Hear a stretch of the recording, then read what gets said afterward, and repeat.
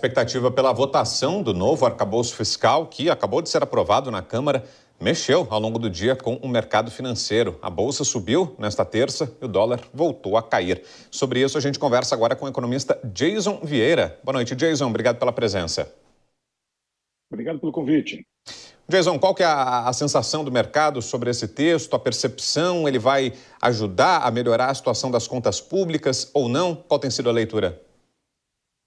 A leitura neste momento é que na possibilidade que nós tivéssemos um cenário de tudo poderia, ou seja, nós tínhamos a possibilidade de entrar num contexto em que o governo gastaria de maneira quase que à vontade, que era aquela PEC da transição, que aconteceu lá no começo do ano. Ou seja, este substituto ele é bem melhor. E do momento que houve a redução do texto, deixando só o Fundeb e o Fundo de Brasília na exceção, retirando todas aquelas exceções que tinham, o texto também melhorou nesse sentido. Ou seja, ainda que não seja perfeito, que não seja ideal, que nós já tínhamos o ideal que não estava sendo cumprido, que era o teto dos gastos, é a melhor solução na ausência de soluções importantes. Mas ele acaba refletindo, de certa maneira, Jason, essa política de expansão de gastos do governo federal passa para o mercado financeiro uma sinalização negativa de que o governo deve procurar fontes de arrecadação para tentar cobrir esse aumento de despesas e isso possa se traduzir em aumento de impostos, em medidas dessa natureza, Jason?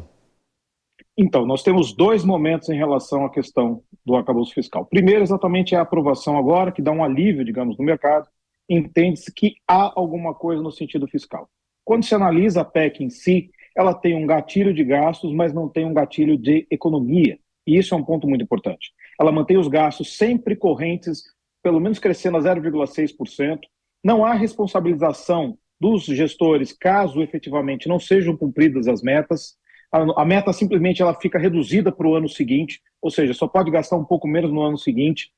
E isso o Banco Central já refletiu, parte do mercado já refletiu isso nos vértices mais longos da curva de juros, ou seja, aquela que observa a movimentação de juros no longo prazo, determinando que não vai cair muito mais os juros do que a gente já imagina agora.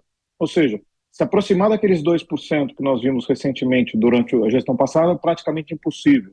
O rompimento de 2 dígitos, ou seja, abaixo de 10%, muito próximo vai ficar dali. Ou seja, se romper 10%, os juros devem ficar ali 9,5%, 9% no máximo, porque existe um gatilho fiscal que não permite que o país consiga ter juros mais baixos exatamente por conta disso. E para além desse debate sobre o arcabouço fiscal, Jason, o que mais está movimentando o mercado? A gente tá vindo aí de uma sequência muito negativa, né? Houve aquele recorde de 13 pregões com desvalorização do Ibovespa. Qual é o prognóstico?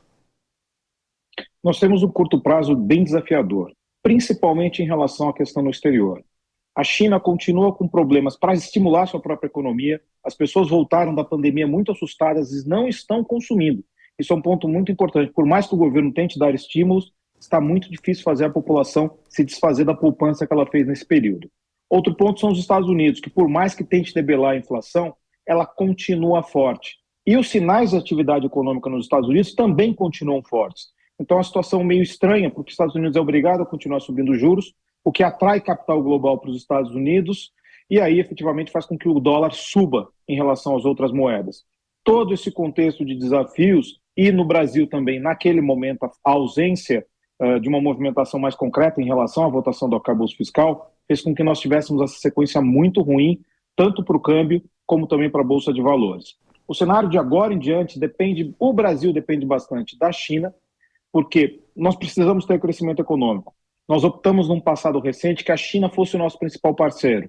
E ela não crescendo, nós não crescemos também. Se o Brasil não crescer, o PIB não cresce, a arrecadação não cresce. E aí o governo vai buscar outras fontes de arrecadação. Muito provavelmente vai ser através da elevação de impostos. Perfeito. Aí a análise do economista Jason Vieira. Obrigado mais uma vez, viu, Jason, pela presença. Boa noite. Boa noite, até a próxima.